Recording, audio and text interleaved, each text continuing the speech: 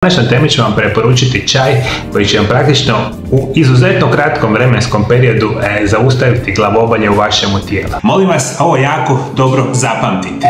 Moja sljedeća biljka koju ću vam preporučiti se naziva betoni, na latinskom stachys officinalis, na hrvatskom nazivu je betonika, vrbovica ili glavičica.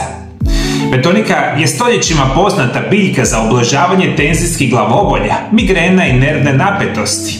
Djeluje kao blagi sedativ, spazmolitik i tonik za živčani sustav. Preporučena dnevna doza i primjena. Čaj, jedna čajna žličica sušene biljke na 2 dl kipuće vode. Ostaviti 10 minuta, procijediti i piti 2 do 3 puta dnevno. Tinktura 30 kapi u malo vode 2 puta dnevno. Djeluje nježno i postupno i pogodna je za dugotrajnu upotrebu. Moja druga preporuka je katnik, na latinskom Nepeta catarrhia, a hrvatski naziv je mačja metvica.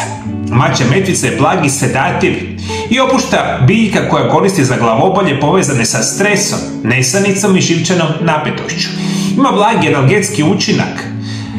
Kao čaj se pije tako što pravimo jednu čajnu žličicu sušene biljke na 2 dl vode.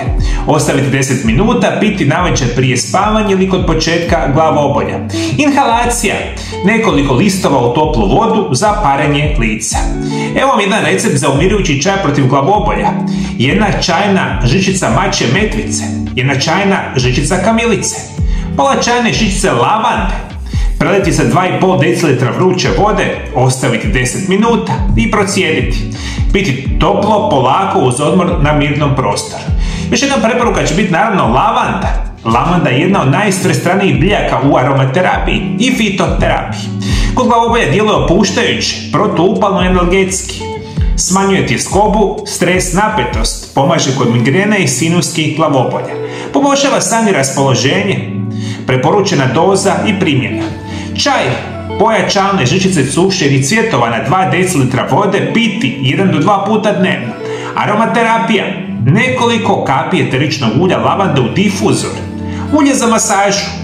Pomiješati 5 kapi eteričnog ulja lavande sa jednom jušnom žličicom baznog ulja, na primjer bademovo, i umasirati uslijed počince i potiljak. I za kraj vam želim preporučiti magnezij. Osim biljnih lijekova, magnezij igra ključnu ulogu u prirodnom pristupu liječenju glavobolja. Istraživanja su pokazala da mnogi ljudi koji prate od migrena i napetih glavobolja imaju nisku razinu magnezija u organizmu. Magnezij opušta glatke mišiće i krvne žile u mozgu, što pomaže u smanjenju grčeva i napetosti. Stabilizira živčane stanice i smanjuje preosjetljivost živčanog sustava. Preporučene dnevne doze za žene su od 310 do 320 mg dnevno. Muškarci 400 do 420 mg dnevno. Kod migrena terapijske doze mogu biti od 400 do 600 mg dnevno u dogovoru sa liječnikom. Najbolji oblici magnezija za glavobolje su magnezijev citrat. Lako se apsorbija i djeluje brzo. Magnezij glicinat blag je za želudac, pogodan za osobe sa osjetljivom probavom, i magnezij malat dodatno pomaže kod umora i bolova u mišićima.